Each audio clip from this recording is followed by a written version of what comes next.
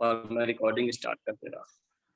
तो जिंदाबाद, सलाम सभी को। मेरा नाम अंकित है और मैं आप सबका स्वागत करता हूँ किस्सा गो की कहानियां ऑल हैंड्स मीट की तरफ से आयोजित इस कार्यक्रम में। ऑल हैंड्स मीट के बारे में थोड़ा बता दूं मैं आपको। ऑल हैंड्स मीट पिछले 2-3 महीनों से कार्यरत वॉलंटियर्स की एक ऐसा समूह है जिसमें अलग अलग संस्था, संगठनों, शहरों, राज्यों और देश के अलग अलग यूथ लोग और अन्य वर्ग के लोग भी जुड़े। और उन्होंने पहले कोविड की जो त्रासदी थी उसमें सहायता देने की कोशिश की, लीड्स और नीड्स के थ्रू। उसके बाद जब कोविड के केसेस थोड़े कम होने शुरू हुए तो और भी तरह से हम किस तरह अलग अलग समूहों और संगठनों को सपोर्ट दे सकते हैं, सहायता दे सकते हैं, उसमें अभी हम लोग काम कर रहे हैं। वर्तमान में हम लोग करीब 16 राज्यों में एक्टिव हैं और इन सभी 16 राज्यों के अलग अलग शहरों में हम अपने वॉलंटियर्स के थ्रू, अपने सदस्यों के थ्रू काम करने की कोशिश कर रहे हैं। यह बिल्कुल नॉन फंडेड और नॉन लीडर वाला एक ऐसा इनिशिएटिव है जिसमें कोई नेता नहीं है, कोई पैसा नहीं। तो ऐसे ही हम लोग अलग अलग साथियों के मदद से ऐसे कार्यक्रम कर पा रहे हैं। साथ ही में जो ऑन अ लाइटर नोट है, ऑन अ लाइटर नोट एक सीरीज ऑफ इवेंट्स है जिसको हम लोगों ने ऑन अ लाइटर नोट इसलिए नाम दिया है क्योंकि जीवन में बहुत त्रासदी है। अभी हम लोगों ने देखा कितनी त्रासदियां थी, अभी 2 मिनट पहले हम लोगों ने सुना।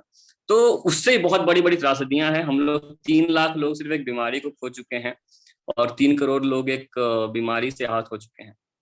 तो ऐसे में इन त्रासदियों के सामने हमें बहुत बरतोल्त ब्रेख्त का एक लाइन याद आता है, क्या जुल्मतों के दौर में भी गीत गाए जाएंगे? हाँ, जुल्मतों के दौर के ही गीत गाए जाएंगे। तो जब ऐसी त्रासदियां होंगी तो उन त्रासदियों के बारे में ही बातें की जाए और उनके सामने डटकर बातें की जाएंगी। तो इन्हीं सब चीजों को लेकर आज हमने यह इवेंट रखा है। एक कहानियों का सिलसिला रहेगा जिसमें हम सबका जीवन जो है कोरोना के दौर में एक अलग अलग कहानियां बनी हैं, जिसमें हम सब एक पात्र हैं, अपना अपना पात्र निभा रहे हैं किसी न किसी की तरह। हम लोगों ने अपनों को खोया है, अपनों के गम में है, हम लोगों ने अपनों को लड़ते देखा है, हम लोगों ने अपनों को उभरते देखा है और शायद खुद को भी उभरते देखा। तो चलिए शुरू करते हैं आज के इस कहानियों का सिलसिला। और सबसे खास बात कि आज जो हम कहानियां सुनेंगे और जो ये सत्र हम सुन रहे हैं उसका पूरा जो उसमें बीच बीच में हम अपने चैट बॉक्स में कुछ जानकारियां देते रहेंगे, जिसमें हम जो फंड रेजिंग स्टार्ट किया है परिधि फाउंडेशन ने, उसके कुछ सदस्य हमारे साथ इस सत्र में हैं। तो हम उस परिधि फाउंडेशन के लिए आज यहाँ इकट्ठा हुए हैं। तो आपसे आग्रह रहेगी कि जो चैट बॉक्स चेक करते रहें, उसमें जो जानकारी आएगी, जो फंड रेजिंग का लिंक आएगा, उसमें आप जाएं और जितना भी ज्यादा कंट्रीब्यूट कर सकते हैं प्लीज कीजिए, क्योंकि हम सबको इस समय एक दूसरे की जरूरत है, एक दूसरे के साथ की जरूरत है। तो चलिए आप सभी का स्वागत है। मैं सबसे पहले आपको इंट्रोड्यूस कर दूं अपने वक्ताओं से, अपने कहानीकारों से। सबसे पहले जो कहानीकार हैं वो है अमन आकाश। अमन जो है विद्यार्थी हैं, स्कॉलर हैं, विद्यार्थी नहीं कहना चाहिए मुझे, स्कॉलर हैं, पीएचडी कर रहे हैं इस समय हिमाचल प्रदेश से पत्रकारिता में। इससे पहले वो पत्रकारिता में एमफिल कर चुके हैं और साथ ही में मास्टर्स कर चुके हैं वो वर्धा महात्मा गांधी हिंदी विश्वविद्यालय से पत्रकारिता में ही, और दिल्ली विश्वविद्यालय के छात्र रह चुके हैं पत्रकारिता के। उनका लेखन का जो इतिहास है वो 15 साल से पुराना है और इस 15 सालों में मेरे ख्याल से कम अमन ने 150 सर्टिफिकेट जीते होंगे और पुरस्कार जीते होंगे लेखन को लेकर। तो और मेरे ख्याल से लाखों दिल जीते होंगे सर्टिफिकेट्स के ऊपर। तो अमन जो है एक बेहतरीन कहानीकार है, लेखक हैं और मुझे मेरे जो पसंदीदा लेखक हैं इस समय युवा लेखकों में, उसमें से मेरे पसंदीदा हैं और मैं काफी पसंद करता हूँ उनको। एक तो ये बात। हमारी दूसरी कहानीकार जो है वो पंखुरी हैं। पंखुड़ी जो है वो प्रोफेशन से एजुकेटर हैं और वो अपने बेहतरीन कहानियों के माध्यम से बच्चों के साथ काउंसलिंग और उनके साथ सीखने सिखाने का काम करती हैं। और इस दौरान जो है वो डिसलेक्सिक बच्चे, स्पेशल बच्चे और जो लर्निंग को लेके थोड़े से स्लो, जो मेंटली रिटार्डेड बच्चे होते हैं, उनके साथ काम करती है और उनको सिखाने का काम करती है। वो भी हिंदी इंग्लिश दोनों में ही उनकी लेखन की महारत है। और जब आज उन्होंने मुझे इंट्रो दिया अपने कहानी का, तो मैंने काफी उनसे इंटरेस्टिंग बात की पूछी। और जिस तरह का उन्होंने इंट्रो दिया, मुझे लगा कि सच में कुछ तो अच्छी कहानी आने वाली है। आज आप भी सुनिएगा। मैंने तो उनको सलाह दी कि आप गाना भी उसमें ऐड कीजिए, वो गाना भी मुझे बहुत पसंद है उस तरह के कहानियों में। और तीसरे जो कहानीकार हैं वो है प्रशांत झा। प्रशांत मेरे कॉलेज में सीनियर थे और उससे बड़ी उनकी पहचान है। खैर, तो उन्होंने पत्रकारिता में ग्रेजुएशन किया है और काफी संस्थाओं और जो मीडिया समूह है उनको सेवा दे चुके हैं अपनी। और सबसे बड़ी जो उनका कंट्रीब्यूशन रहा है वो यूथ की आवाज के वो हिंदी संपादक रहे हैं बहुत लंबे समय तक। और इस समय वो कंट्रीब्यूटिंग कंसल्टेंट के रूप में काम कर रहे हैं यूथ की आवाज में। एक जादुई आवाज के मालिक हैं और बेहतरीन लेखक लेखन के। तो चलिए तो मेरे हम लोग इंट्रो शुरू में करते हैं तू अपने प्रिपेयर्ड था कहानी। ना? तो मेरे इंट्रो में हाँ जी। सबसे कम prepared था ना? तो प्रशांत जो है वो मधुबनी जिला के हैं और मेरे पड़ोसी हैं। और साथ ही में उनकी एक कहानी की सीरीज है, 3 कहानियों की। मैं दीवाना हूँ उसका। और पहले मैं हॉकी का अच्छा खिलाड़ी था, लेकिन फिर मैंने प्रशांत भाई के बारे में कुछ बोल दिया तो प्रशांत भाई ने मेरा टांग तोड़ दिया। लेकिन वो दिल के बहुत अच्छे हैं। खैर चलिए अमन, शुरू करते हैं। और मैं अमन को बोलता हूँ अपनी कहानी से शुरुआत करें। जी। ओवर टू यू अमन।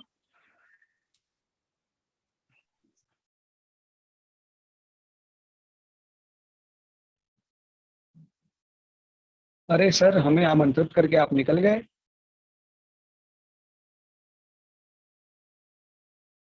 मेरी आवाज क्लियर है ना? मेरी आवाज आ रही है ना आप लोगों तक? मैं हूँ अमन। थैंक। हाँ बोलिए बोलिए, बिल्कुल अच्छा अच्छा, बिल्कुल क्लियर है आप आपकी हैं, आवाज। ठीक ठीक। अरे मैं समझ रहा था लॉग प्रोफाइल से फ्रेंड रिक्वेस्ट आ गया। सभी साथियों को मेरा नमस्कार। मेरा नाम अमन आकाश, और जितना बता दिया है अंकित भैया ने, उससे ज्यादा कुछ भी नहीं है। बस मेरी एक छोटी सी कहानी है जिसका सीरीज था, बस टू पटना नाम की कहानी है। जिसको हमने जब एमफिल कर रहे थे भोपाल से, उस टाइम चीजें दिमाग में आई थी तो थोड़ा सा उसको लिखना शुरू किया सोशल मीडिया पे। और फिर लोगों को इतना पसंद आ गया कि फिर उसको सीरीज में लिखते लिखते 13-14 सीरीज लिख दिया। फिर उसके बाद चीजें ज्यादा दिमाग में आई नहीं तो फिर उसको वहां स्टॉप कर दिया।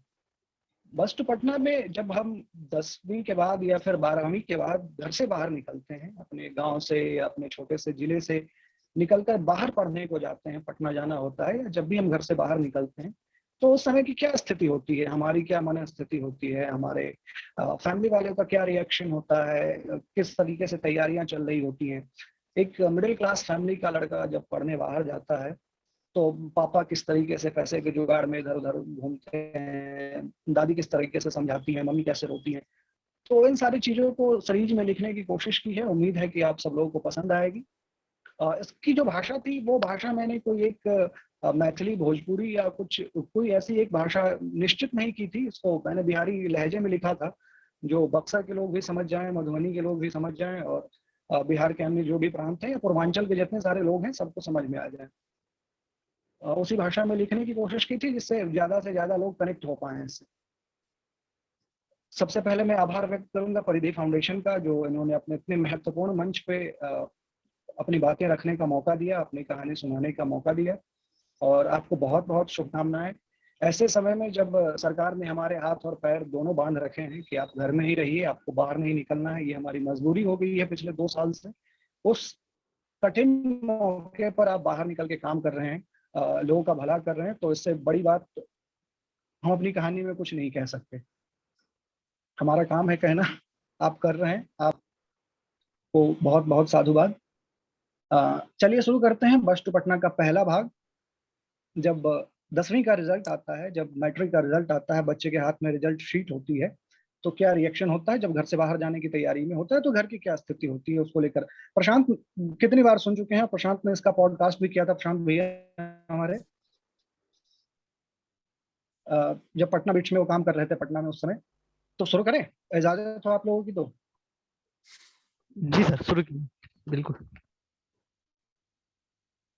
10वां का रिजल्ट आया है, फर्स्ट डिवीजन आए हैं हम। पटना जाने का तैयारी चल रहा है हमारा। आगे साइंस लिए है ना, साइंस की पढ़ाई के लिए पटना के अलावा दूसरा कोई विकल्प ही नहीं है। कोई दिक्कत आ रही है क्या? बुढ़ापे में पानी के लिए दूसरे पे निर्भर रहना पड़ता है, तो पूजा पाठ क्या? एक बार रिक्वेस्ट कर दीजिए, लोग माइक बंद कर लें जिससे इधर उधर की आवाज ना आए। हेलो। जी कहें कहें अमन आप। हाँ ठीक ठीक। 10वां का रिजल्ट आया है, फर्स्ट डिवीजन आए हैं हम। पटना जाने का तैयारी चल रहा है हमारा। आगे साइंस लिए है ना, साइंस की पढ़ाई के लिए पटना के अलावा दूसरा कोई ऑप्शन ही नहीं है। वहां जाना जरूरी होता है, बिना पटना गए मोक्ष नहीं मिलता। तो फिलहाल पटने जा रहे हैं, 12वीं के बाद कोटा, दिल्ली या कहीं और जाएंगे। माई सुबह से नमकीन छानने में लगी है, बीच बीच में अचरा के कोर से आंसू भी पोंछ लेती है। छोटी बहनें बड़ी उत्सुकता से देख रही हैं, भैया बाहर पढ़ने जा रहा है, कुछ दिनों बाद मैं भी जाऊंगी। पिताजी पैसे की व्यवस्था में कहीं गए हैं, पता नहीं कब आएंगे, कहीं बस भी ना छूट जाए। आपको पता है हमारी क्लास के ज्यादातर बच्चों ने साइंस लिया है, तो हमने भी साइंस लेना ही उचित समझा। हमारे दिल्ली वाले मामा जी के बेटे, हमारे पढ़ाकू ममेरे भैया फोन पे बता रहे थे कि आजकल साइंस में करियर का ज्यादा ऑप्शन है। और फर्स्ट डिवीजन आए हैं तो पिताजी भी जोड़ दिए हैं कि साइंस लो, कॉमर्स कॉमर्स लेके क्या करोगे? अरे बिगड़ल बेटी बने नर्स, बिगड़ल बेटा पढ़े कॉमर्स। पिताजी और उनकी अलहदा बातें। और हाँ, 10वीं में फर्स्ट डिवीजन लाके आर्ट्स लेने की तो सोचिएगा भी नहीं। गांव समाज रिश्तेदार हंस के मार देगा आपको। उनके हिसाब से बेटी के घर से भाग जाने और बेटा के आर्ट्स लेने, दोनों में पिताजी का बराबर नाक कटता है। अरे पिताजी अभी तक नहीं आए, सारा सामान पैक हो गया है। एक बात बताएं, माई रो रही है ना तो मेरी भी आंखें छल छला रही हैं, लेकिन अंदर ही अंदर खुश भी हैं कि अब हम पटना रहेंगे। सुबह से दादाजी दादी खूब समझा रही हैं, देखो ज्यादा घूमने पर ध्यान मत लगा देना, मन लगा कर पढ़ना। बाहर जा रहे हो ना, सर्कस सिनेमा के चक्कर में पड़े। सुबह से दादा दादी खूब समझा रहे हैं, ज्यादा घूमने पे ध्यान मत लगा लेना, मन लगा कर पढ़ना। बाहर जा रहे हो ना, सर्कस सिनेमा का चक्कर लगा तो सब खराब हो जाएगा। किसी से बेमतलब उलझना मत, कोई दो बात कह दे तो बर्दाश्त कर लेना, मुंह मत लगाना उससे। हम हर बात पे हाँ हाँ ठीक है दादी, वो बच्चे नहीं है हम। किए जा रहे हैं। लो, छोटे भाई ने भी पैर पटक के रोना शुरू कर दिया कि हम भी भैया के साथ पटना जाएंगे। और 15 मिनट में बस चौक पर आकर हॉर्न देने लग जाएगी। तब सबको बारी बारी से प्रणाम करना शुरू किया। सबसे पहले गोसाई को गोर लागे, गोसाई कुल देवता समझ रहे हैं ना। फिर दादी के पैर छुए। दादी आंचर के छोर से बंधा 500 का नोट निकाल के दी है, रख लो, तुम्हारे पास जूता नहीं है ना, वहीं खरीद लेना। पिताजी भी भागे भागे आ रहे हैं, चलो चलो जल्दी चलो, बस चौक पर खड़ी है। हम घर से विदा हो गए पटना के लिए। सब हमें चौक तक छोड़ने आया था और माई दरवाजे पर खड़ी रो रही थी। हमारा बाल कांड खत्म हो गया है, जिंदगी का लंका कांड अब शुरू होने वाला। फिजिक्स, केमिस्ट्री, मैथ्स, बाजार समिति, मकान मालिक, रूम किराया, मुसल्लहपुर हाट, आईआईटी जेई की कसौटी पर फिर एक बच्चा घिसने जा रहा था। हॉर्न बजाती बस चल पड़ी। अब बस की खिड़की से गांव के सबसे पुराना महादेव बाबा का मंदिर भी दिखना बंद हो गया था। निकल पड़े थे पटना के लिए। ये पहला पार्ट था कि जब घर से निकलने वाले होते हैं तो उस समय क्या स्थिति होती है और क्या हमारे आसपास का क्या माहौल रहता है, मम्मी का क्या रिएक्शन होता है, उस पर हमने बात की। और इसका जो दूसरा पार्ट है उसमें जब हम पटना पहुंच जाते हैं, जब 3 महीने रह लेते हैं, 4 महीने रह लेते हैं, उसके बाद फिर हमारी क्या कंडीशन होती है, उसको लेकर फिर ये दूसरा भाग। उम्मीद करते हैं कि पहला पार्ट आपको पसंद आया होगा, तो कंटिन्यू करते हैं दूसरे भाग से। पटना आए आज 3 महीना हो गया है, कोचिंग वगैरह सब ज्वाइन कर लिए। सुबह 6 बजे मैथ्स की क्लास लेने बाजार समिति जाते हैं, आते आते 10 बज जाता है। पटना की गर्मी तो आप सब जानते ही होंगे कितना जानलेवा है। अरे कड़ी धूप में बाजार समिति से भूखे प्यासे कमरे तक पहुंचने में हालत पस्त हो जाती है। शुक्र है कि उधर केला सस्ता मिल जाता है ना, तो जान बचा लेता है। फिर भरी दोपहरी मुसल्लहपुर हाट फिजिक्स की क्लास लेने जाना होता है। यहाँ बहुत भीड़ है जी। हमारी क्लास में 1200-1300 से ज्यादा बच्चे पढ़ते हैं, ऊपर से टीचर भी अंग्रेजी में पढ़ाते हैं। कभी कभी थोड़ी सी भी देर हो गई ना तो 1200 की भीड़ में सबसे पीछे जाकर बैठी। अरे वहां से टीचर जी खुद छोटे से दिखते हैं, तो ब्लैक बोर्ड पे लिखा हुआ क्या खाक दिखेगा? आज घर की बहुत याद आ रही थी। माई को याद करके बहुत रोना छूट रहा था। कोचिंग से आते आते बड़ी भूख लग गई। खाना बनाने गए तो गैस खत्म। भरता क्या न करता, उठाए सिलेंडर और निकल पड़े। गैस भरा कर आए, रात के जूठे बर्तन धोए और फिर मैगी बनाकर खाना पड़ा। घर पे रहते थे ना, तो भरी बाटी दाल बस बात को उल्टा कर फेंक देते थे कि घी क्यों नहीं है इसमें। यहाँ दाल बनाते हैं तो सब्जी नहीं, सब्जी बनाए तो दाल नहीं। आज खूब रोए हैं, लेकिन माए को पता नहीं चलने दी। हर रात फोन करके हाल खबर लेती है माए। कब आओ, कैसन हो, अरे खाना वाना खाए कि नहीं, पढ़ाई ठीक से चल रहा है ना तुम्हारा, पैसे वैसे की दिक्कत हो तो बताना, पिताजी लगवा देंगे। हम अपना रोना दबाकर नकली हंसी हंसते हुए कहते हैं, अरे हम ठीक है मम्मी, कोई दिक्कत नहीं है, खाना पीना सब एकदम टाइम से होता है। सफेद झूठ बोल देते हैं, क्या करें, झूठ बोलना पड़ता है। सच बोल दें तो माई का कलेजा कटकर नहीं रह जाएगा। बोल दें कि घर के आगे से नाली बहती है और उसकी बदबू से खाया नहीं जाता, तो उधर गांव में माई को भी एक निवाला अन्न भीतर नहीं जा पाएगा। शाम को कोचिंग से लौटते समय मंचूरियन, बोनलेस, फास्ट फूड, पता नहीं क्या क्या होते हैं, मजबूरन खाना पड़ता है। अपने से खाना बनाते बनाते भूख मर जाती है, ऊपर से कोचिंग जाने की जल्दीबाजी। हमारे सीनियर भैया लोग कहा करते हैं, एक दिन भी गलती से क्लास छूट गया तो अगली क्लास में कुछ समझ में नहीं आएगा। हम 3 महीने से लगातार बिना नागा किए क्लास जा रहे हैं, फिर भी हमें कुछ समझ में नहीं आ रहा है। सब ऊपर ही ऊपर निकल जा रहा है, लेकिन क्या करें, पैसा बहुत लग गया है ना जी, जाना तो पड़ेगा। अब ये कोचिंग छोड़ के दूसरा ज्वाइन भी तो नहीं कर सकते। रुकिए 1 मिनट, मम्मी का फोन आया है, बात करूँ। हेलो, हाँ माई प्रणाम। हाँ हाँ हाँ हाँ, आप ठीक हैं? नहीं, हम ठीक नहीं हैं। आज रात वाली बस पकड़ के घर वापस आ रहे हैं। अरे कुछ हुआ नहीं है, क्यों टेंशन ले रहे हैं आप लोग? तो बस ऐसा ही 2 दिन से तबीयत थोड़ा ठीक नहीं था, डॉक्टर साहब जॉन्डिस लक्षण बताए हैं। तो ये पहली बार घर से बाहर निकलकर ऐसे चेंज हो जाती है। घर पर एक लड़का जो बड़ी बाटी की दाल इसलिए उल्टा देता है क्योंकि उसमें घी नहीं है, उसके पसंद की सब्जी नहीं बनी होती है, तो वो खाना नहीं खाता है। वही लड़का या फिर वही लड़की, इसमें हम वो जेंडर वाला कोई इशू नहीं है, वही लड़की जब घर से बाहर जाती है तो किस तरीके से एडजस्ट करना होता है, कैसे वहाँ मैगी बनाकर खाते हैं, कैसे हॉस्टल का खाना, मेस का खाना आता है, तो ये सारी चीज़ों से आप वाकिफ होंगे। और जब ये सारा बैलेंस हमारा बिगड़ता है तो फिर हम जॉन्डिस के शिकार होते हैं। पटना में कोई ना कोई बीमारी लेके हमें घर वापस आना पड़ता है कुछ दिनों के लिए। ये था दूसरा पार्ट, और तीसरे पार्ट पे बढ़ते हैं। ये वो सिचुएशन है कि जब एक लड़का बीटेक कर रहा होता है या फिर इंजीनियरिंग कॉलेज में पढ़ रहा होता है, वो छुट्टियों में जब घर आता है तो किस तरीके के सवाल दागे जाते हैं उससे, कैसे आसपास के सवालों का सामना करना पड़ता है उसे, कैसे लोग, रिश्तेदार, मोहल्ले के लोग क्या क्या पूछते हैं, इन सब चीजों को लेकर ये तीसरा पार्ट। ओहो, बीटेक किए हो, अच्छा, इंजीनियर हो, कितना पैसा कमा लेते हो, हैं? घर पे कितना भेज पाते हो? बस इतना सैलरी में काम चल जाता है जी तुम्हारा? हाँ, तो बीटेक काहे कर लिए, कुछ और कर लेते। बड़ी हंसी आती है ना जब पता चलता है कि 10वां में फर्स्ट आया, सारा स्टूडेंट साइंस ले लिया है और पटना कोटा जाने की तैयारी। बड़ी हंसी आती होगी जब पता चलता होगा कि देश के कोनों कोना के इंजीनियरिंग कॉलेज में गमछा पहनकर नहाने वाला आबादी बिहारियों का है। हाँ, हम करते हैं बीटेक, बनते हैं इंजीनियर। बहुत मन होता है हमारा कि हम भी पीएचडी करें, राइटर बने, थिएटर ड्रामा करें या पायलट बनकर आसमान नाप दें।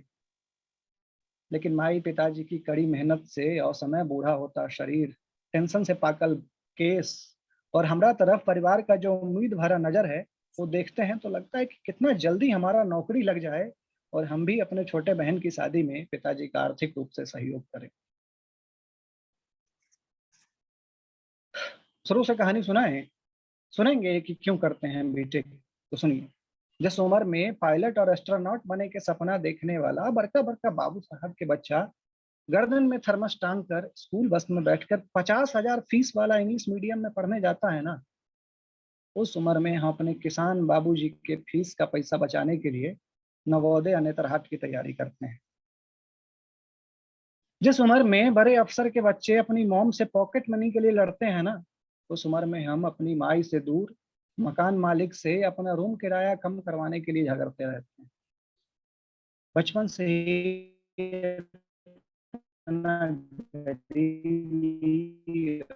माँ-बाप का इतना संघर्ष देखे हैं कि डॉक्टर देख भी नहीं पाते हैं, एक्टर सिंगर तो बड़ा दूर उतरते देखे, कहीं एक नौकरी मिल जाए बस, कैसे भी करके। सुखाड़ आने पर माई की आंखों में भरल पानी देखते हैं तो लगता है कि पैसा ही माई बाप है का। गांव के बड़का भैया सबका यूपीएससी का रिजल्ट सुन रहे हैं पिछले 10 साल से, कभी इंटरव्यू में लटक जाते हैं तो कभी प्री भी क्लियर नहीं होता है। अरे कलेजा टूट गया है जी ये सब सुन सुनकर। भैया लोग तो बड़का बड़का जमींदार के बेटा हैं, भतीजा हैं, बीघा का बीघा खेती है उनका, तब ना 10 साल से दिल्ली में यूपीएससी का तैयारी कर रहे हैं। हमारे बाबूजी तो बनिहार हैं, हमारे बाबूजी छोटा सा किराना का दुकान चलाते हैं, हमारे बाबूजी पान का गुमटी रखे हुए हैं, हमारे बाबूजी लोकल बस में खलासी हैं। हम कहाँ से 10 साल पटना दिल्ली रह पाएंगे। पिताजी हमारा फीस भरने के लिए खेत का एक टुकड़ा बेचते हैं ना, तो रात को एक को रोटी नहीं घोटाता है उनको, ऐसा लगता है अपने कलेजे का टुकड़ा काट के बेच दिए। शौक नहीं है जी हमको इंजीनियरिंग करने का, शौक नहीं है बीटेक करने का, बस लगता है कि 4 साल बाद 10,000 का कोई छोटा सा नौकरी भी तो मिल जाएगा, 4 साल बाद घर पे कुछ तो हाथ बटा पाएंगे। हमारा सपना बहुत बड़का बंगला या बहुत बड़का गाड़ी खरीदना नहीं, पिताजी को अपने कमाई से खादी का एक कुर्ता, माई को एक साड़ी और छोटकी बहन को राखी पर अपने हाथ से 1100 रुपया देना होता है बस। तो ये कहानी था बस टू पटना। उम्मीद है कि आप सब लोग इससे कनेक्ट किए होंगे, और चूंकि समय की सीमा है, इसके 12-13 पार्ट हैं, तो हमने 3 भागों को चुना और पूरी कोशिश की अपनी तरफ से कि आपको कनेक्ट कर पाऊँ, आपको जोड़ पाऊँ। पहले बड़ी झिझक होती थी कि कैसे सुनाया इसको, शायद मेरा वो टोन नहीं है, हम उस टोन में बात नहीं कर पाएंगे, लेकिन प्रशांत भाई ने पॉडकास्ट किया, फिर वहां से धीरे धीरे सोचा मैंने कि हम खुद भी एक बार पढ़ के देखा जाए। अंकित भैया आप। अमन अगर सामने होते गले लगाते भाई, और अभी भी गले लगाते हैं तुमको। मतलब अगर बस टू पटना को मैं कहता हूँ कि हम सबका एक सामूहिक इतिहास है, जितने भी लोग यहाँ बैठे हुए हैं हम सबका एक सामूहिक इतिहास है, और जब सामूहिक इतिहास का वाचन किया जाता है ना, तो वो सबसे कनेक्ट होता है, सबसे कनेक्ट होता है। वो मेरे ख्याल से कोई ऐसा नहीं होगा यहाँ पे तो शायद कनेक्ट ना कर पाया हो तुम्हारी कहानी से। धन्यवाद अमन, वापस से धन्यवाद इसको लिखने के लिए, इसको कहने के लिए। और कुछ कुछ बातें इसमें ऐसी थी जो सिर्फ कनेक्ट नहीं हुआ बल्कि धक से रह जाता है ना, जो दिल में जो धक से रह जाता है, वो वाला पोर्शन रहा है। जो मतलब कुछ बातें ऐसी थी जो घर से फोन वाला, और ये सब चीजें बहुत मायने रखता है। तो थैंक यू अमन, आप सबका शुक्रिया जो आपने इतने पैशनेटली सुना अमन को।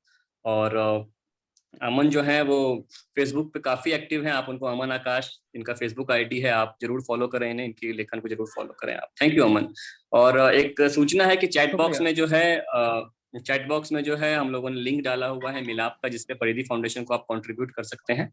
तो जरूर कंट्रीब्यूट करें आप परिधि फाउंडेशन को। और तब तक जो है हम लोग आगे बढ़ते हैं, अपनी दूसरी वक्ता जो है, दूसरी कहानीकार जो है पंखुरी से हम सुनते हैं। तो Pankhuri, over to you. Thank you for inviting me and thanks to Paridhi Foundation for having me today.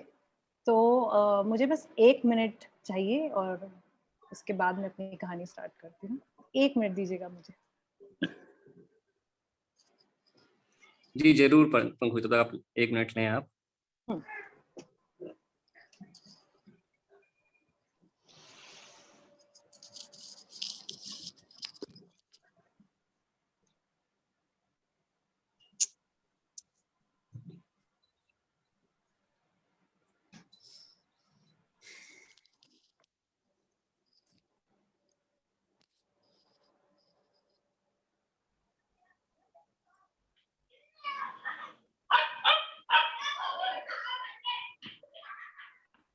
तो आप लोगों ने बरसाती रातों की कहानियां बहुत सुनी होंगी, लेकिन आज जो मैं कहानी सुनाने जा रही हूँ वो कोई ऐसी वैसी बरसाती रात नहीं है।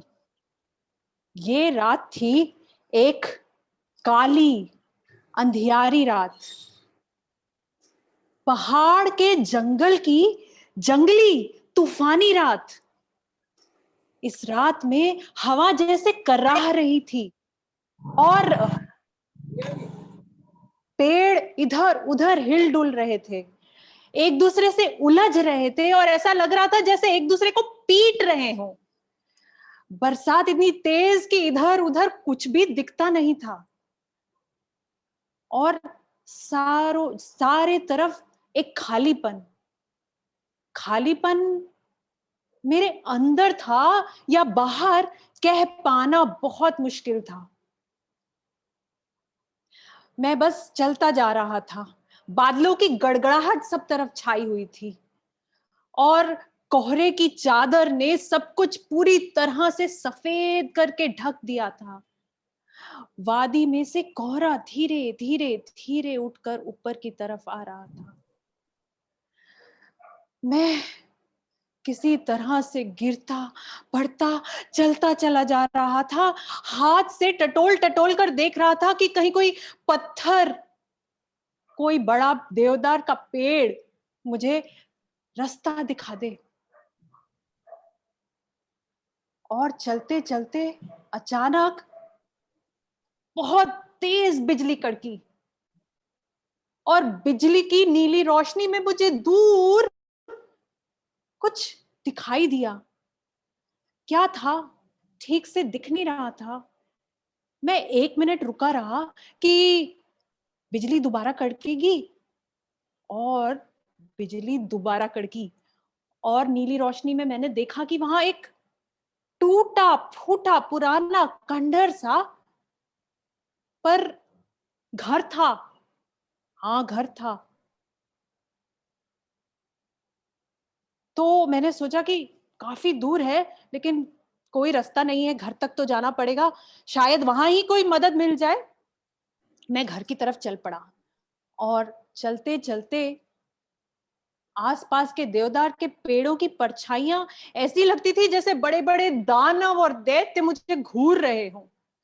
पर मैं रुका नहीं, मैं चलता गया और मैं चलते चलते चलते किसी तरह उस घर के दरवाजे के पास पहुंच गया।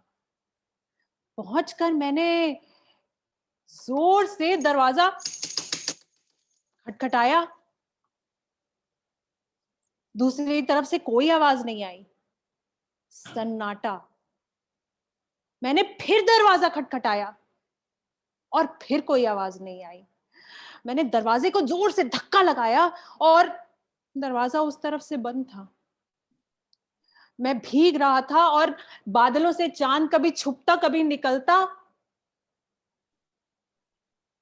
बादलों की रोशनी से, चांद की रोशनी से इधर उधर नजर घुमाई तो एक खिड़की नजर आई और मैं संभलते संभलते संभलते खिड़की की तरफ पहुंच गया। मैंने एक पत्थर उठाया और जोर से खिड़की के कांच पर दे मारा और कांच टूट गया। मैंने जल्दी से अंदर हाथ डालकर कुंडी खोली और पल्ला जब खोला तो चौखट सड़ चुकी थी। पता नहीं कितनी 100 सालों की बारिश उस खिड़की ने देखी होगी शायद। खिड़की का पल्ला बिल्कुल सड़ चुका था, चौखट भी सड़ चुकी थी, पर मैं कूद कर अंदर घुस गया और मैंने जल्दी से खिड़की का पल्ला वापस बंद कर दिया क्योंकि बरसाती हवा मेरे साथ पीछे पीछे चली आई और कोहरा भी चला आया और बाहर और अंदर जो बदबूदार सीलन भरी हवा थी उससे मेरा जी घबरा रहा था, लेकिन बाहर जाना तो कोई रास्ता नहीं था। खैर, मेज पर रखे जितने कागज थे इधर उधर तितर बितर फैल गए थे हवा से और मेरा भी हाथ किसी चीज से टकराया और जोर से भन्न की आवाज आई और कोई चीज जमीन पर गिर गई थी। खिड़की का पल्ला खड़खड़ाता रहा और कोहरा अंदर आता रहा। मैंने जल्दी जल्दी अपनी जेबें टटोली, माचिस नहीं थी और मैंने फिर मेज पर हाथ घुमाया और वहां भी माचिस नहीं थी। इतना अंधकार, घुप अंधेरा, कुछ नहीं दिख रहा था। तो मैं निढाल होकर जमीन पर बैठ गया और मैं जमीन पर बैठता हूं कि मेरे हाथ में माचिस की डिब्बी आ गई। मैंने माचिस की डिब्बी उठाकर खोली और उसमें तीलियां भी थी, ज्यादा नहीं पर कुछ तो थी। खैर मैंने तीली जलाने की कोशिश की पर तीली टूट गई। फिर मैंने दूसरी तीली निकाली और उसे भी जलाने की कोशिश करने लगा, लेकिन मेरे हाथ कांप रहे थे और तीली वो भी टूट गई और नहीं जली।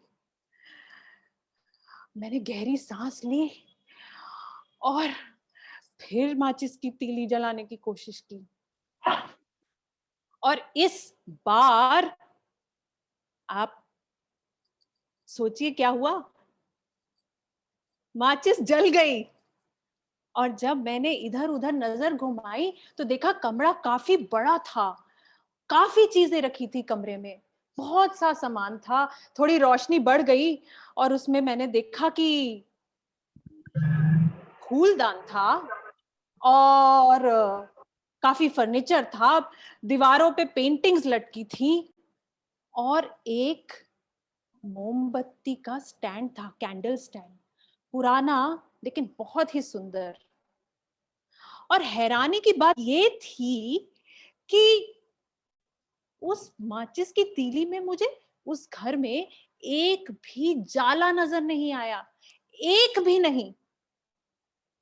इतना पुराना खंडहर होता घर जहां पे किसी इंसान का नामो निशान नहीं था, वहां ऐसा लगता था जैसे अंदर कोई रोज उसकी संभाल करता हो, उसकी देखभाल करता हो। एक भी जाला नहीं। ये सोच ही रहा था कि तीली बुझ गई।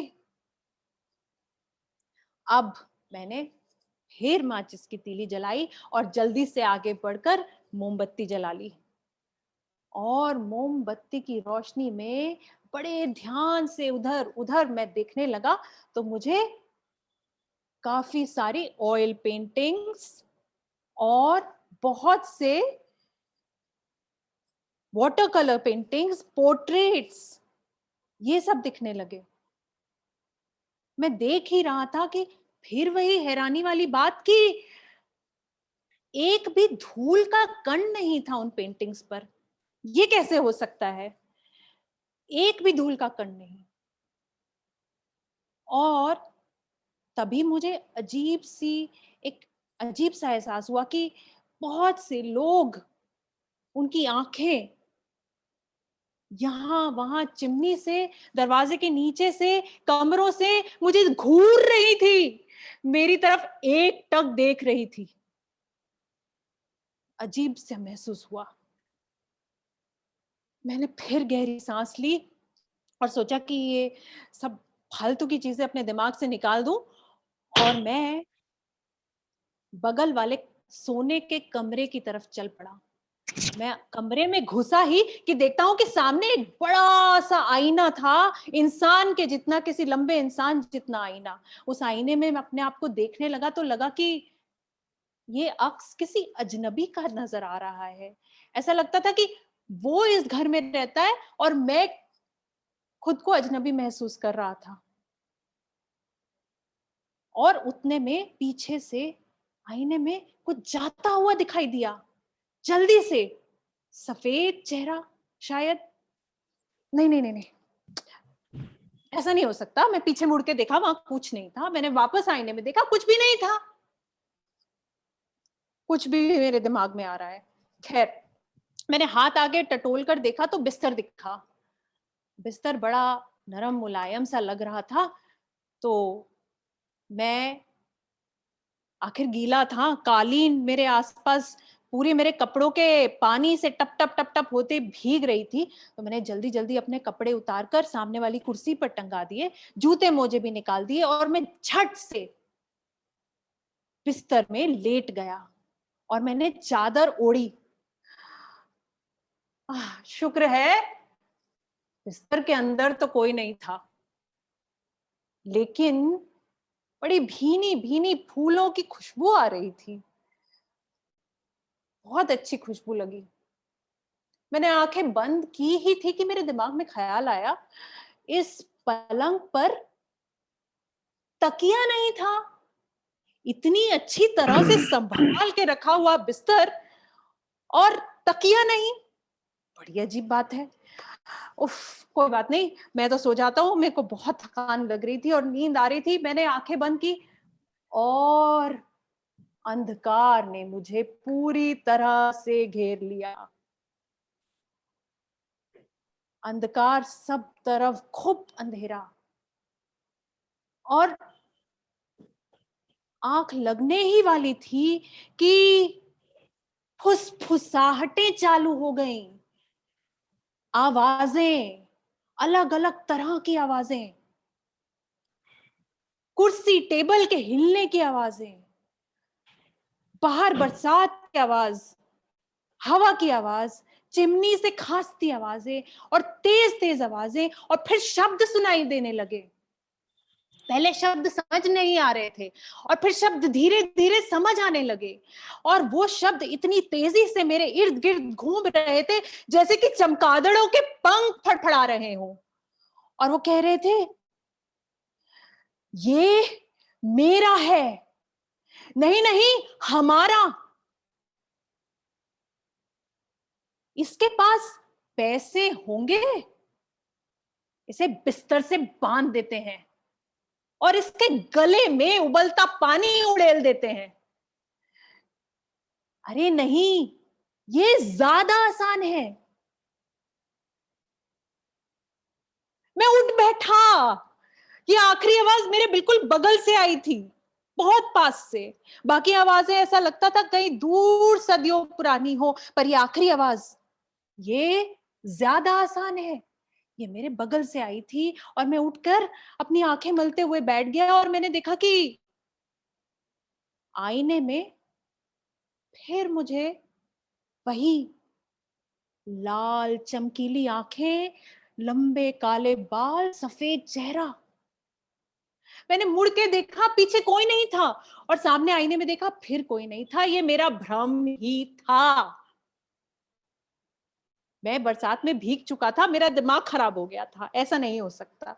मैं लेट गया, फिर से लेट गया, फिर से चादर ओढ़ ली, और इस बार मुझे एक कहानी याद आई, मैंने बचपन में सुनी थी। उस कहानी में दो कुंवारी लड़कियां थीं जो एक बोर्डिंग स्कूल चलाती थी, और बोर्डिंग स्कूल में वो भोले भाले लड़कों को फंसाकर अंदर बुलाकर उनसे पैसे हड़प लेती थी, उनका दम घोटकर, उन्हें गला घोटकर उनको मार डालती थी। पता नहीं मुझे ये कहानी क्यों याद आई इस वक्त। मैंने फिर से आंखें बंद कर ली, और अब की बार मैं क्या बताऊं, ये सपना था या सच में हुआ, कि जब मैंने आंखें बंद की तो वो जो आईने वाली लड़की थी, लाल चमकीली आंखों वाली लड़की, वो ठीक बिस्तर के पीछे खड़ी थी, और वो धीरे धीरे धीरे झुकती गई, मेरे चेहरे के करीब आती गई, और उसने अपने काले बाल मेरे चेहरे ऊपर गिरा दिए, और उसने अपने सुर्ख बर्फीले होंठ, सुर्ख आंखें और सफेद होंठ मेरे बिल्कुल करीब ले आई, और ठंडे होंठ मेरे होंठों पर धीरे से रख दिए। वो मुझे एकटक देख रही थी। जब मैंने उसे देखा तो धीरे धीरे करके ना चेहरा रह गया, पर आंखें गायब हो गई, और एक कुछ भारी सा मेरे चेहरे पे गिर पड़ा था, और सफेद था, नरम था, बिना आकार का था, और मेरे चेहरे पे वो दबता गया, भारी चीज दबती जा रही थी। मुझे ना सांस नहीं आ रही थी। मुझे ऐसा लगा कि मैं सिर नहीं हिला पा रहा हूं, मैं छटपटा रहा था, और मैंने पूरी ताकत से उस नरम बिना आकार की चीज को जोर से पकड़ा और दूर फेंक दिया, और मैं उठ बैठा। मैंने जल्दी जल्दी वापस मोमबत्ती जलाई और देखा कि वो भारी चीज क्या थी। पता नहीं, जो बिस्तर पर नहीं था वही तकिया। कहीं से मेरे चेहरे पर आ गिरा था और मैंने उस तकिए को ही फेंका था। इस बार मेरा जी बहुत जोर से घबराने लगा। अब दोबारा नहीं सो सकता। इस बार मैंने ठान लिया कि मैं इस घर से अब निकलने वाला हूं, क्योंकि बाहर की बरसात यहां से ज्यादा अच्छी है। इस दर्द भरे घर में और नहीं रहना।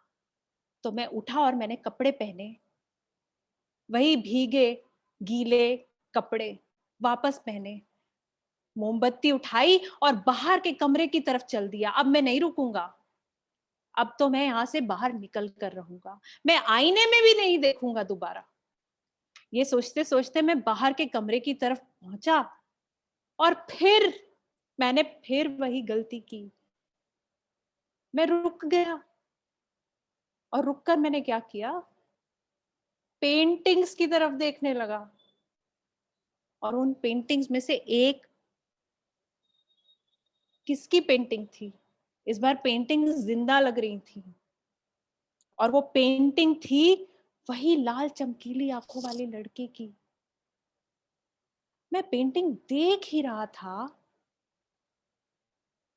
कि बहुत जोर का हवा का झोंका आया और मोमबत्ती धीरे धीरे धीरे धीरे करके पूरी तरह से बुझ गई और मैं फिर अंधकार में घिर गया। पर मैंने तय कर लिया था कि इस बार मैं नहीं रुकूंगा। कई सवाल लिए मैं दरवाजे की तरफ धीरे धीरे बढ़ने लगा कि तभी किसी ने जोर से दरवाजा खटखटाया।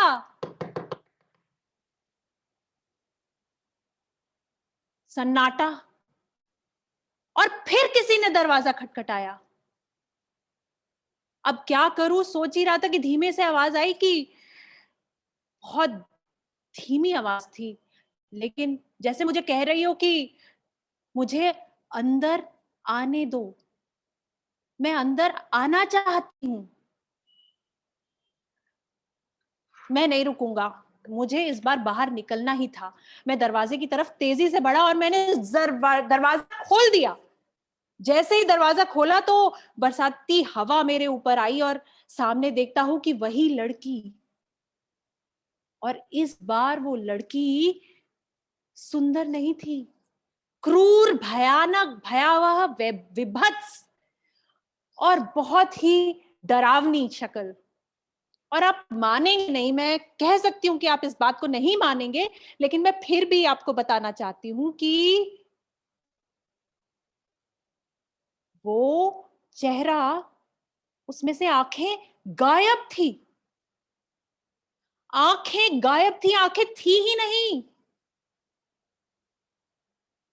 और वो हवा पर सवार होकर वहां से जल्दी से गुजर गई और मैंने भी मौका देखा और मैं वहां से भागने लगा, तेज तेज तेज तेज भागता गया बरसाती हवा में, पहाड़ों के बीच, कोहरे में, बड़े बड़े दैत के आकार के पेड़ों के बीच में भागता रहा, रुका नहीं। भागते भागते भागते भागते तब तक नहीं रुका जब तक कि सुबह की गुलाबी रोशनी छनकर आसमान से मेरे तक नहीं पहुंची, चिड़ियों की चहचहाहट की आवाज मेरे कानों में नहीं पड़ी और सुबह की ताजी हवा मेरे चेहरे को नहीं छुई। मैं भागता रहा और जब सुबह हुई तब मैं आखिर रुका। और इस बार मेरा मन किया कि एक बार, सिर्फ एक बार पीछे पलट के देख लूं। बहुत मन किया। आप क्या सोचते हैं, मैंने पीछे पलट कर देखा? मैंने पीछे पलटकर नहीं देखा। और अब आप मुझसे ये मत पूछिएगा कि उस घर का क्या हुआ, क्योंकि मैं वहां जाना भी नहीं चाहता और उस बारे में जानना भी नहीं चाहता। और मैं तो कहूंगी कि आप भी मत जाइएगा। जिंदगी भर नहीं भूलेगी बरसात की रात, एक अनजानी हसीना से मुलाकात की रात। Thank you for listening to me. This was a Ruskin Bond story, which I translated. It's called Whispering in the Dark.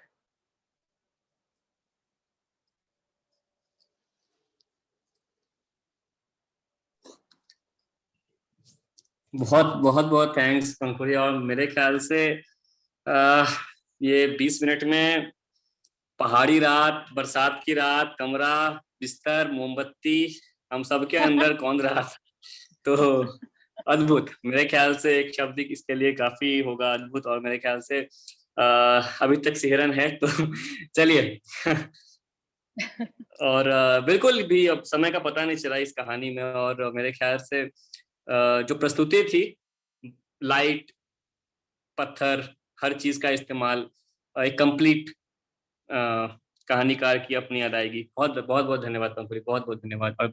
और मेरे ख्याल से सभी की जो राय है वो चैट बॉक्स में आ रही है आपके लिए। तो ये कहानी के साथ प्रदर्शन था, एक जो सोलो परफॉर्मेंस हम बोलते हैं, जिसकी हम बात करते हैं, वो एक अद्भुत नजारा था। थैंक्स अ लॉट पंखुड़ी। तो आप सबसे फिर से आग्रह है कि आप लोग एक बार चैट बॉक्स जरूर देखें, और जो वहाँ पे लिंक है फंड रेजिंग का, उसको जरूर देखें, और जरूर जितना ज्यादा कंट्रीब्यूट कर सकते हैं आप जरूर करें परिधि फाउंडेशन के लिए, ताकि वो जो अंडर प्रिविलेज्ड बच्चे हैं, वंचित और समुदाय के बच्चे हैं, उनके लिए भोजन की व्यवस्था कर सकें। अब हम चलते हैं प्रशांत के पास। और मेरे पसंदीदा आवाज जो है इस देश की, उसमें से एक है। उनकी जो आवाज की खनक है वो मेरे लिए बहुत पसंदीदा है। तो मेरे बड़े भाई जैसे हैं। तो प्रशांत भैया, ओवर टू यू। थैंक्स यार अंकित। और जो भी तारीफें अंकित कर रहा था वो आपको थैंक्स बोलते ही पता चल गया होगी, कोई खनक नहीं है या कुछ ऐसी बात है नहीं। लेकिन बहुत बहुत शुक्रिया। और आप सभी का बहुत शुक्रिया कि आप रविवार की रात को ये समय निकाल रहे हैं और वो कहानियां सुनने के लिए। रविवार की रात अमूमन कहानियां बनाने का वक्त होता है, बट बहरहाल आप भी आप लोगों में से भी शायद बहुत लोग मेरी तरह हैं और उस कहानी की तरह हैं जो मैं सुनाने वाला हूँ। मतलब इन शॉर्ट बहुत सिंगल हैं आप लोग भी, तो कोई बात नहीं, मैं आपको अपनी कहानी सुनाता हूँ। और अंकित हमेशा से कॉलेज से ही चाहता था कि बहुत मतलब वो शरारती बच्चे होते हैं वो नहीं था, ये बहुत शाना बच्चा था कि जिसको कि जो सीनियर्स होते हैं ना उनके दुख में उनकी खिंचाई में बहुत मजा आता था। मैंने इसको रिक्वेस्ट भी किया, मैंने इसको दरखास्त की कि मैं कोई और कहानी लिख देता हूँ स्पेशली इस मौके के लिए, या अभी जो कुछ हो रहा है उस पर कुछ लिखता हूँ। तो इसने कहा कि नहीं, हमें आपकी ब्रेकअप वाली कहानी ही सुननी है। तो वही कहानी मैं आपको सुना रहा हूँ। मोहब्बत की कहानी है, ब्रेकअप तो क्या ही है। मैं उम्मीद करता हूँ कि मेरी आवाज बहुत साफ तरीके से आप सब तक पहुंच रही है। और जिस उम्र में अमन और अंकित जैसे लोग पटना निकलते थे पढ़ाई के लिए, उस वक्त 10वीं के बाद उस वक्त मैं मोहब्बत की तलाश में निकल गया था। और जिसका परिणाम यही है कि आप देखिए अमन और अंकित के फ्रेम में कितनी ब्राइटनेस है और इधर मेरे फ्रेम में कितना अंधकार है। बहरहाल मैं उसको कोई वजह नहीं मान रहा हूँ अपनी जिंदगी में अंधकार के लिए। बिल्कुल मोहब्बत करिए और बहुत जोरदार करिए। तो ये कहानी जो है, चूंकि बहुत ज्यादा समय भी नहीं है हमारे पास शायद, तो मैं अपनी पहली मोहब्बत की कहानी आपको बता रहा हूँ। मेरे सबसे पसंदीदा जो शायर हैं वो अहमद फराज साहब है। उन्होंने 2 लाइन मैं उनकी आपको सुनाता हूँ, उसके बाद अपनी कहानी पर लाऊंगा तो शायद थोड़ा सा कॉन्टेक्स्ट आपको मिल जाए। उन्होंने लिखा था कि सिलसिले तोड़ गया वो सभी जाते जाते, वरना इतने तो थे मरासिम कि कम से कम आते जाते। मरासिम का मतलब जान पहचान होता है। तो सिलसिले तोड़ गया सभी जाते जाते, वरना इतने तो थे मरासिम कि कम से कम आते जाते। शिकवाए जुल्मते शब से तो कई बेहतर था कि हम अपने हिस्से की कोई शम्मा जलाते जाते। और ये आखिरी की 2 लाइन सुनिएगा, जिसके लिए मैंने आपको ये पूरी की पूरी नज्म का थोड़ा सा पार्ट सुनाया कि कितना आसान था तेरे हिज्र में मरना जाना, कितना आसान था तेरे हिज्र में मरना जाना, फिर भी एक उम्र लगी जान से जाते जाते। तो मेरा ख्याल पहली मोहब्बत की जो दास्ता होती है वो यही होती है कि पूरी उम्र निकल जाती है जान से जाते जाते। नहीं निकली है तो फील करो इस कहानी के लिए कम से कम कि ऐसा ही हुआ था मेरे साथ भी, तभी मजा आएगा। ठीक है, तो मैं आपको अपनी कहानी सुनाता हूँ। इस स्कूल डेज का जो प्यार होता है, बहुत ही मासूम प्यार, जिसमें अमूमन सबके पिताजी विलेन होते हैं। ये सोसाइटी बहुत बड़ा विलेन होता है। और आसपास के जितने लोग होते हैं जो कहते हैं किससे बात कर रहा है, कौन दिबे, दिखा चैट, दिखा ये, दिखा फलाना, वो सब बहुत विलेन होते हैं। तो उन्हीं दिनों का मासूम प्यार है।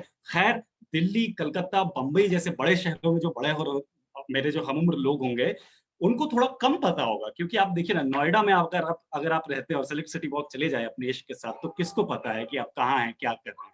हमारे यहाँ ऐसा नहीं होता है। हमारे यहाँ सबको सब कुछ पता होता है। पूरा शहर आपके साथ वही मोहब्बत जी रहा होता है। तो वही मोहब्बत थी। और पंखुरी ने जिस खूबसूरती के साथ कहानी कही है, काश मैं भी प्रॉप यूज कर पाता कोई, लेकिन वो प्रॉप ही जिंदगी से निकल गई, तो कोई प्रॉप रहा नहीं। तो मैं आपको बस जो लिखा है वही सुनाता हूँ। तो इस सीरीज का नाम पापा, प्यार और पटना है, क्योंकि जो बात मैंने आपको बताई कि पिताजी कैसे बहुत बड़े विलेन बनकर सबके जिंदगी में और प्रेम कहानी, पहले प्रेम कहानी में कम से कम, तो मैं वो आपको सुना रहा हूँ। मैं दिल्ली यूनिवर्सिटी में था उस वक्त, और फिर वापस जब आते हैं हम लोग तो कैसा होता है पूरा माहौल, वो सुनेगा कि दिल्ली यूनिवर्सिटी का सेमेस्टर ब्रेक ना पटना लौटने वाले स्टूडेंट्स के लिए भयंकर नॉस्टैल्जिक होता है। क्लास की बातें आपको याद हो ना याद हो, लेकिन सेमेस्टर ब्रेक का पटना सबको रटा हुआ है, झूठ मत बोलिएगा। उसी नॉस्टैल्जिया में से कहानी की पहली किस्त है जो आपको चुका रहा हूँ। तो जितने भी लोग यहाँ पर हैं, जितने भी प्रेमी हैं जिन्होंने लॉन्ग डिस्टेंस प्रेम किया है, उनके लिए मैं कम से कम यकीन के साथ कह सकता हूँ कि सेमेस्टर ब्रेक एक संपूर्ण पुराण रच देने वाला काल होता है। गेसवर्क नहीं है यार, आप बीती है, इसीलिए आपको सुना रहा हूँ। तो पहले प्यार और लॉन्ग डिस्टेंस वाले पहले सेमेस्टर ब्रेक में लड़का मान ही नहीं सकता है कि वो दशरथ मांझी से कम समर्पित है प्रेम में। और पूरे 6 महीने के बाद अपनी दुनिया से मिलने की हड़बड़ाहट ऐसी कि संपूर्ण क्रांति का स्लीपर बॉगी ना राइटर्स रिट्रीट लगने लगता है। कोई राइटर्स ब्लॉक नहीं, एक कागज पकड़ा दीजिए, पूरा रात भर में कालिदास बन जाएंगे। खैर, समा बांधते बांधते मुझे लगता है कि हम लोग काफी लेट हो जाएंगे, तो मैं आपको वापस कहानी पर लाता हूँ। कट टू रोड नंबर 16, गर्दनी बाग, पटना। साल जो भी था बहुत सही था, लेकिन याद है तो बता भी देता हूँ। साल था 2014, जब मोहब्बत और मौसम दोनों हाथ थामे हों, तो ऐसे में छतरी बहुत कम ही खुलती है। ब्लू सूट और हल्के बादामी दुपट्टे में भीगती हुई हमारी इश्क हमारी आंखों के सामने थी, और कोई मजाक नहीं उड़ाएगा ये सुनकर कि मेरे मन में यही गाना बज रहा था कि अभी सांस लेने की फुर्सत नहीं है कि तुम मेरी बाहों में। और आज तो हम मोहब्बत में सनी देओल बन गए थे। अपने मोहल्ले में अपनी गर्लफ्रेंड के साथ घूमते हुए हमको सब बाप और सब आदमी सकीना का बाप नजर आ रहा था। वही सकीना गदर वाली। तो जब मैं अपने मोहल्ले में था तो और सनी देओल वाली फीलिंग आ रही थी, तो मुझे मोहल्ले का सारा इंसान सकीना का बाप नजर आ रहा था। और पापा हर दिन जीपीओ जाने के लिए वहीं से ऑटो पकड़ते थे। ये कोई भूलने वाली बात थोड़ी ना है। और टाइम भी वही होता था उनके 16 नंबर आने का, वहीं से तो वो ऑटो पकड़ कर जाते थे। लेकिन वही बात है ना दोस्त, कि मोहब्बत, मौसम और जवानी जब तीनों साथ हो, तो जाकिर खान के लिंगों में मोमेंट है भाई, मोमेंट है। और ऐसे मोमेंट्स में पिताजी तो लीस्ट लाइकली याद आते हैं यार। इस बार भी याद नहीं आए, लेकिन सामने से स्वयं चलकर आ रहे थे। अब किस्मत देखिए, लड़का पहली बार क्रांतिकारी बना है, अपने मोहल्ले में प्यार को लेकर आया है। कहां तो लॉन्डो का समूह आता स्वागत करने के लिए, और कहां तो पापा आ रहे हैं सामने से। और मोमेंट्री जो मोमेंट का सुख था सब हवा हो गया। कसम से बता रहा हूं, अगर काली घाट पर ऐसा सीन हुआ होता तो एकदम गंगा जी में कूद जाता, तैरने का देख लेते बाद में, जो होता सो होता। लेकिन आई कांटेक्ट हो चुका था, इसका भी चांस नहीं था कि एकदम पलटी मार लेते कहीं से। मुंह से बस निकला पापा। रिया बोली, अरे पापा कहाँ आएंगे, पापा तो अभी राउंड पर गए, और तुम इधर देखो ना। इधर उधर कहाँ देख रहे हो? मैंने कहा मेरे पापा। बस इसके बाद जो हाथ फेविकॉल से चिपके हुए थे, वो ऐसे झटका उसने कि अभी तक धक से लग जाता है। पिताजी अब बिल्कुल 8 फीट की दूरी पर खड़े थे, और मेरी हालत बिल्कुल वैसे जैसे अमित जी की गानों के वक्त हो जाती है, पता ही नहीं चलता क्या करना है।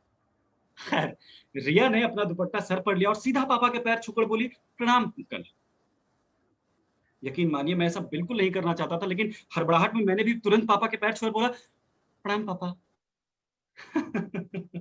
महाभारत का पूरा ट्यून चल रहा था मेरे मन के बैकग्राउंड में। पैर छूकर उठने से लेकर फिर से आंख मिलाने का जो डिस्टेंस होता है ना, उसको कॉमन लिंगो में हम लड़के कहते थे लग गई। लेकिन आज वो लग गई जीने का दिन था। लेकिन लाइफ कभी कभी मिडिल क्लास लड़के को भी स्वीट सरप्राइजेस दे देती है। मुझे भी मिला। पैर से आंखों तक का सफर जब खत्म हुआ तो मुस्कुराता हुआ चेहरा था पिताजी का। मानो मुझसे कह रहे हो, गजब ब्रो, कैसे कर लिए ये सब। लेकिन फिर कितना ही फिल्मी सीन होता ना अगर पिताजी सच में ऐसा बोल देते तो प्लॉट में कोई फिल्मी ट्विस्ट नहीं आया। लेकिन पिताजी ने कहा कि भीग गए हैं, ठंड लग जाएगी आप दोनों को, घर चले जाइए। फिर रिया को देखा और कहा आप भी चले जाइए इनके घर, इनकी दीदी का कपड़ा होगा, चेंज कर लीजिए, अभी सीजन में है और बहुत बादल आएंगे। मतलब डैडी उस दिन डैडी कूल बन गए। हालांकि हम दोनों ही घर नहीं गए। पिताजी के साथ हुई ये बात अभी परसों वीडियो कॉल पर सभी घर वालों को बताया, सब हंस रहे थे। पिताजी के सवाल में बहुत दुख था। पिताजी पूछ रहे थे सही तो थी रिया, बना काहे नहीं आप दोनों का। तो ये पहली कहानी थी पापा पटना और प्यार की जो सीरीज है उसमें। अंकित, बैक टू यू, अगर और समय हो या समय नहीं हो तो दोनों केसेस में आप पार्ट 2 सुना दीजिए जान भैया, पार्ट 2 सुना दीजिए, हम 10 मिनट और ले सकते हैं, एक्सटेंड कर सकते हैं। अच्छा ठीक है, तो मैं आपको हालांकि कनेक्टेड बिल्कुल भी नहीं है, ये एपिसोड दर एपिसोड कैरेक्टर वही है बट सिचुएशंस अलग है, तो मैं आपको वो सुना रहा हूँ। बस मुझे 2 सेकंड का मौका दीजिएगा। बहुत छोटा है, मैं जो सबसे छोटा है तीनों सीरीज में वो आपको सुनाता हूँ क्योंकि ऑफ कोर्स समय की कमी है। तो ये कहानी है कि सुनेगा। बहुत पुरानी कहावत है कि इश्क और मुश्क छुपाए नहीं छुपता, और अगर शहर पटना हो तो बिल्कुल भी नहीं। अब तो खैर बहुत स्कोप है, लेकिन हम लोग जब पहले इश्क की उम्र में थे तो पूरे जमाने से बगावत करनी होती थी, क्योंकि साला जब पूरा का पूरा शहर इश्क के खिलाफ हो तब वहां की सड़कों पर जाने मन का हाथ पकड़ के चलने का थ्रिल ना 70 mm के रोमांस में भी नहीं समा पाएगा। हालांकि ये बगावत भी आपको इश्क पुराने होने पर ही नसीब होता था, वरना अनीसाबाद से बेयूर मोड़ तक सोशल डिस्टेंसिंग का फॉर्मूला अप्लाई करते हुए ही चलना होता था। कोई ट्रक गुजरे तो बस आपकी आंखों के सामने चल रही मोहब्बत की खुशबू आप तक पहुंचा जाती थी। पूरे 2 साल तक हमसे ज्यादा बातें हम दोनों से कृष्णा स्वीट्स वाले भैया करते थे। अरे ये वाला रसगुल्ला आपकी ट्राई करिए ना भैया, मौसमो तो आज फैंटास्टिक हो रहा है। खैर इश्क शबाब पर हो तो ना तो उस शहर की फिक्र होती है जो एक साथ घूर रहा होता है, ना उस बाप की जो इसी सिस्टम का हिस्सा लगता है, लेकिन एक दिन रियलाइज होता है कि वो तो पूरे दालान के अंधेरे को भगाने वाला इकलौता 60 वाट का बल्ब है यार। लेकिन इन तमाम क्रांतियों और बगावतों के बीच एक वो दिन भी आता है जब आपकी पहली मोहब्बत आपके अपने शहर में ताउम्र याद रहने के लिए दम तोड़ देती है। पटना के बारे में एक और बात आपको लगे हाथ बता देता हूँ। हमारे शहर में साल भर में बस एक मौका आता था जब लोअर मिडिल क्लास फैमिली इकट्ठे बाहर निकलती है, दुर्गा पूजा के अष्टमी को। सीने में लंबी सांस खींचकर किसी रेस्टोरेंट में जाना होता था और मेन्यू सबकी तरफ घुमाया जाता था कि तुम ऑर्डर करो ना, देख लो। अरे तुम ही देख लो ना यार, हम क्या ऑर्डर करें। ऑर्डर करने वाला फैमिली मेंबर अगले दुर्गाष्टमी तक गिल्ट में होता था, लेकिन उसने फिर भी सबसे सस्ती चीज ही ऑर्डर की होती थी।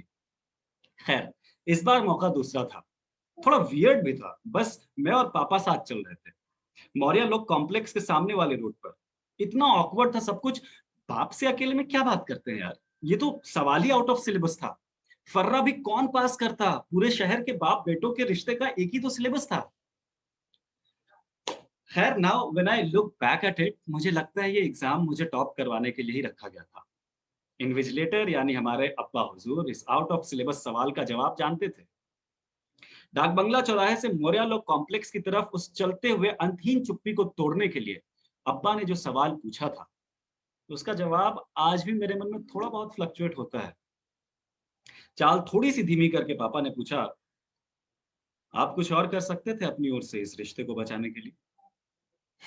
एकता कपूर ने जितने इफेक्ट्स यूज किए हैं वे सारे इस्तेमाल करते हुए मैंने जवाब दिया, नहीं पापा, बहुत कोशिश की।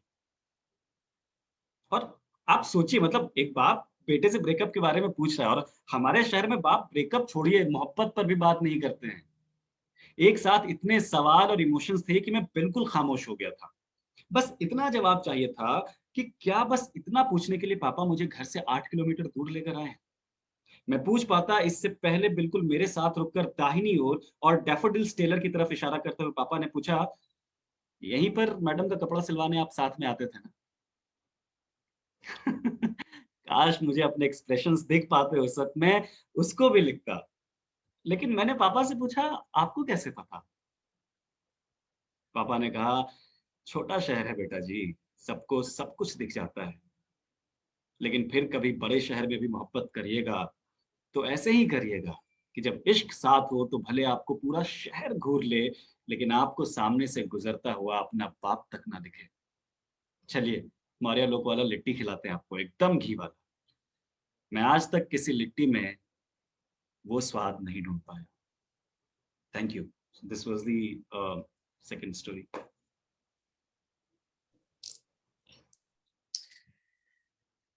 थैंक्स भैया। और लग तो ये रहा है कि चलता रहे। और सब सब सब नहीं है मेरे पास, और इतनी बार सुन चुका हूँ, इतनी बार मैंने सुना है ये कहानी, मतलब मैंने यूट्यूब पे कई बार सुनी है, लेकिन फिर भी जितनी बार सुनता हूँ उतनी बार मतलब उसी अनुभव के साथ, उसी भावनाओं के साथ, क्योंकि हम सब उसी इसी डायलॉग्स को ढूंढते हैं अपनी जिंदगी में, और हम लोगों को नसीब नहीं होता, सही बताएं भैया। तो खैर। तो आप सबका शुक्रिया यहाँ पे जुड़ने के लिए, और तीनों ही कहानीकारों का दिल से धन्यवाद। हम सब की ओर से, जितने भी ऑल हैंड्स मीट के कार्यकर्ता हैं, उन सब की ओर से आप तीनों का धन्यवाद कि आप तीनों ने समय निकाल कर यहाँ पे हमसे जुड़े, हमारे साथ जुड़े। अब आप लोग खुद जुड़े हुए हैं ऑल हैंड्स मीट के इनिशिएटिव से, आप लोग भी सपोर्ट करते रहे हैं अलग अलग समय पे, अलग अलग राज्यों और शहरों में। तो इससे पहले कि हम आज के शाम से विदा लें, मैं चाहूंगा जो परिधि फाउंडेशन की ओर से जो प्रवीण हैं, जो परिधि फाउंडेशन के one of the founding members हैं, मैं प्रवीण से गुजारिश करूंगा कि वो आके कुछ कहें आज की शाम के बारे में, परिधि फाउंडेशन के बारे में, और वो क्या काम कर रही है उसके बारे में। आप दो शब्द कहें। Thank you so much Ankit sir. आपके बिना ये पॉसिबल नहीं था, आपने बहुत सहयोग दिया है। और सबसे पहले मैं जो भी सभी को आभार व्यक्त करूँगा, जो भी इस शाम का हिस्सा रहे, और स्पेशल थैंक्स कहूँगा आज कहानी सुनाने वाले का सभी का, पंखुड़ी मैम का, अमन सर का और प्रशांत सर का, जो इस पहल का हिस्सा बने, हमारे लिए बहुत ही सौभाग्य की चीज़ है। और क्योंकि अभी हम एक स्टूडेंट हैं, अभी हमने इस चीज़ यूनिवर्सिटी लिया है, एक हम अभी एक स्टूडेंट है, और हाल में ही हमने जनवरी के आसपास इस ऑर्गेनाइजेशन को शुरू किया था, एक स्टूडेंट विंग के थ्रू, कि जिसमें हम लोग अलग-अलग स्टूडेंट अलग-अलग जगह से जुड़े, और हमने कोशिश की जो वंचित बच्चे हैं, पिछड़े हुए गरीब बच्चे हैं, उनके लिए हम, जैसे कि पहली कहानी शुरू हुई थी, अमन सर ने शुरू किया था, उसमें बहुत सारा ज़िक्र हुआ था, पढ़ाई, कोचिंग और इस सब चीज़ों को लेके। कहीं न कहीं हम लोग भी ऐसे गाँव के परिवेश से आते हैं, जहाँ इस चीज़ों को देखते हैं। तो इसी सब को ध्यान में रखते हुए हमने कोशिश किया है कि ग्रामीण क्षेत्रों में एक लाइब्रेरी एस्टेब्लिश कर सकें, जगह-जगह पे जहाँ बच्चों की ज़रूरत है, जहाँ बच्चे आके पढ़ाई कर सकें। और वो लाइब्रेरी ना हो, वहाँ पे हम एक सेंटर बना सकें, जहाँ से हम आस-पास के बच्चों को आइडेंटिफ़ाई कर सकें, जो बच्चे मोस्ट नीडी हैं, जो ज़रूरतमंद हैं, उनको हम कोचिंग भी दे सकें उसके साथ-साथ में। तो ये एक पहल है। और जैसा कि अभी कोविड का टाइम चल रहा है, तो कहीं न कहीं काम करने का नेचर में भी चेंज आया हुआ है, और अभी हम बहुत शुरुआती स्टेज में हैं, तो हमारे पास फाइनेंशियली भी उतना सपोर्ट नहीं है। लेकिन फिर भी जितना भी हो सके, हम जिन बच्चों के साथ जुड़े हुए हैं, जैसे कि हम फैज़ाबाद में कुछ बच्चों के साथ जुड़े हुए हैं, और गाज़ियाबाद में भोजपुरा है, वहाँ में कुछ दलित बच्चों के साथ जुड़े हुए हैं, और मैं कुशीनगर में कुछ मुसहर बच्चों कम्युनिटी के साथ, कुछ बच्चों के साथ जुड़ा हुआ हूँ, फिलहाल अभी कोविड में। तो कोशिश कर रहे हैं कि जो बच्चे पढ़ाई कर रहे हैं, उनको हम जो भी रिसोर्स हो प्रोवाइड करा सकें। अगर उनकी फैमिली की कुछ ज़रूरत है फूड रिलेटेड, तो अगर हमसे हो सकता है तो हम दे सकें, या कोई ऑर्गेनाइज़ेशन हमारी मदद कर सकती है। जैसे कि हम विभिन्न ऑर्गेनाइजेशन के साथ, अंकित सर हैं और भी बहुत सारे लोग हैं जुड़े हुए हैं, तो इनसे भी हम लोग बातचीत करके और उनको मदद प्रोवाइड कर सकते हैं। तो आप लोग से रिक्वेस्ट है कि हम एक स्टूडेंट ही हैं, तो जितना हो सके हमारी मदद कीजिए। और ऑल हैंडमेड सभी को बहुत-बहुत धन्यवाद देना चाहूँगा, खासकर अंकित सर को, और जो भी यहाँ पे आ जाए, इस शाम का हिस्सा बने, सभी को बहुत-बहुत धन्यवाद। जितना भी हो सके सहयोग दें और हमारे काम को देखते रहें। ज़रूर अगर आप लोग का प्यार और सहयोग रहा तो ज़रूर हम कुछ अच्छा करेंगे और अच्छा करने की कोशिश रहेगी। बहुत-बहुत धन्यवाद सभी का। शुक्रिया प्रवीण। और यही एक बात है एक्चुअली कि हम लोग उस समाज से हैं जो बार बार टूट के वापस जुड़ना और वापस खड़े होना जानते हैं। तो यही हमारी ताकत है, क्योंकि जब जब हम लोगों ने एक दूसरे की ओर देखा है तो हमें एक दूसरे से सहायता और सपोर्ट ही मिला है, और शायद इसी के भरोसे हम लोग चल भी रहे हैं। तो आप सबका इस शाम में जुड़ने के लिए धन्यवाद। और गर्मी के महीने में मानसून महाराष्ट्र तक आ चुका है, अभी बिहार तक आने में और कश्मीर तक जाने में टाइम लेगा, लेकिन बरसाती रात भी आई, बरसाती पटना भी हमने देख लिया, और हमें माँ के छलकते आंखों का भी हमने जिक्र देख लिया।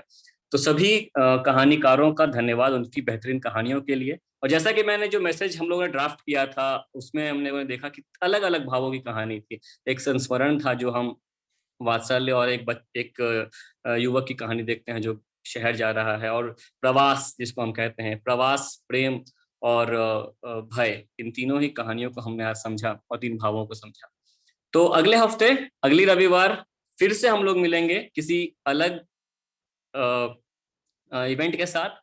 अगली बार हम लोग हिंदी इंग्लिश के परे असमीज में शो रख रहे हैं, जिसमें असमीज और इंग्लिश मिक्स रहेगा, और तेजपुर यूनिवर्सिटी के साथी हमारे साथ जुड़ेंगे। उनका अपना बैंड है, अपना कहानियों का बंच है, उनके साथ जुड़ेंगे। और आसाम के ही एक संस्था है, उसको हम लोग सपोर्ट के लिए अगले हफ्ते जुड़ेंगे फिर से। तो आप सबसे आशा है कि आप लोग वापस अगले रविवार को फिर से एक बार जुड़ेंगे हमारे साथ। ऑल हैंड्स मीट की ओर से आप सबका धन्यवाद। और ऑन लाइटर नोट के लिए आज के लिए बस इतना ही। सलाम, जिंदाबाद, ख्याल रखें, सुरक्षित रहें और टीका लगा लें। चलिए, धन्यवाद। Thank you. Thank you everyone. Thank you sir.